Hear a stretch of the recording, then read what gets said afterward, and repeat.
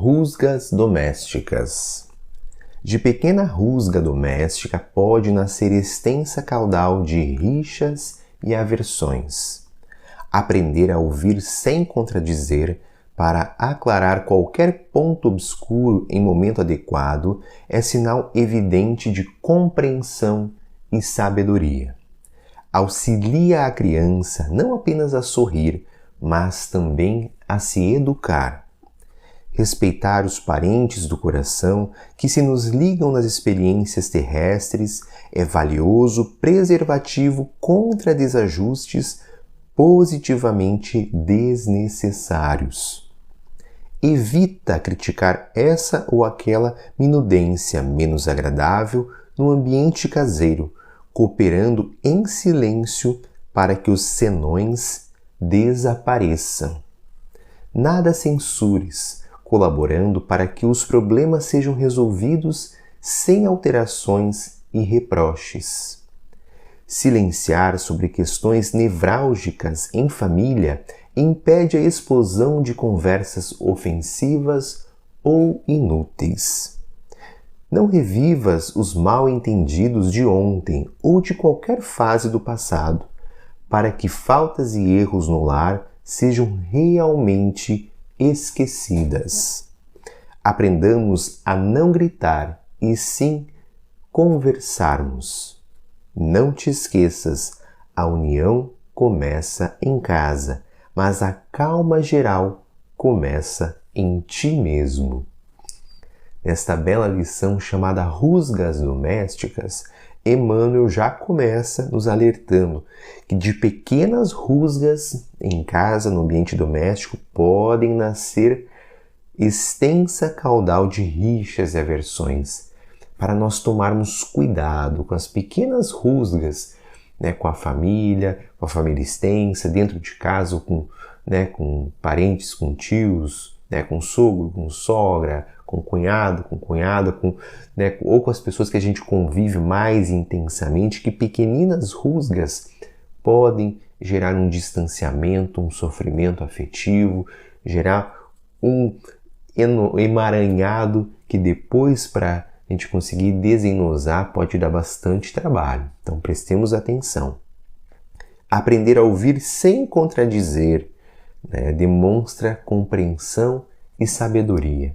Muitas vezes a gente não precisa entrar num conflito porque o outro pensa diferente da gente. Mesmo que o outro pense de forma muito contrária à nossa, seja o outro extremo.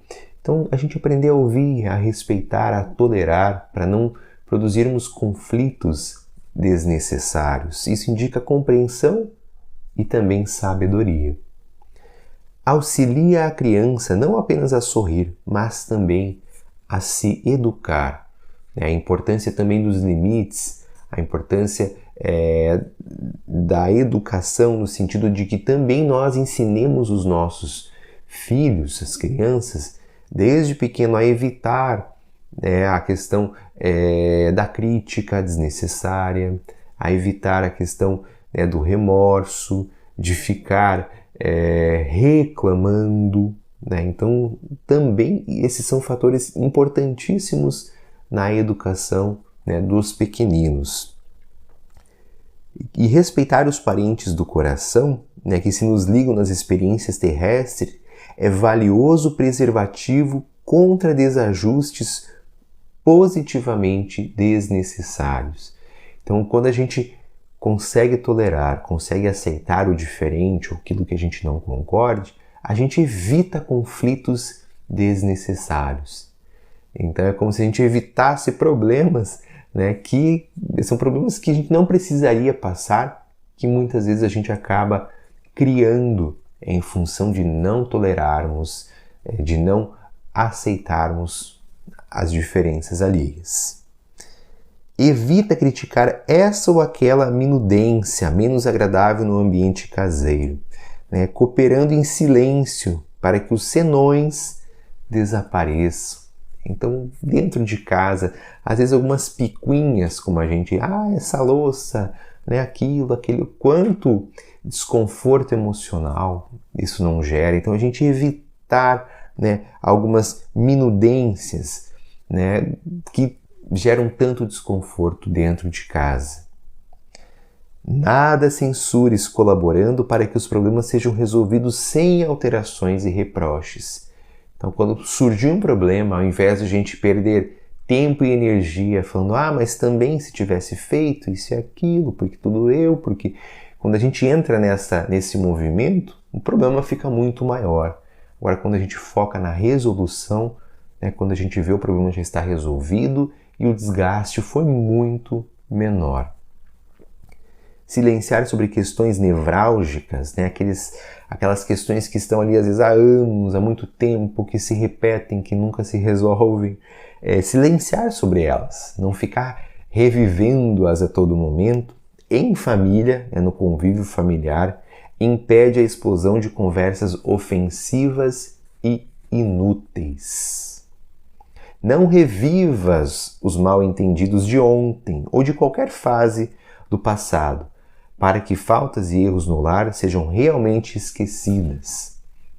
Então a gente evitar, revitalizar, dar vida àquilo que já passou, né, de desagradável. Devemos sim aprender com as lições da vida, mas ficar revivendo essas situações difíceis a todo momento é uma forma de autopunição que só gera sofrimento, que só gera mal-estar no lar. Aprendamos a não gritar e sim conversarmos. Num dos capítulos, Emmanuel já nos diz que a voz é o retrato sonoro, a nossa fotografia sonora de nós mesmos. Então, cuidemos do tom de voz que nós usamos nas nossas relações, especialmente dentro de casa. E não te esqueças, a união começa de casa, mas a calma geral começa em ti mesmo. Que Jesus nos abençoe e até o nosso próximo encontro.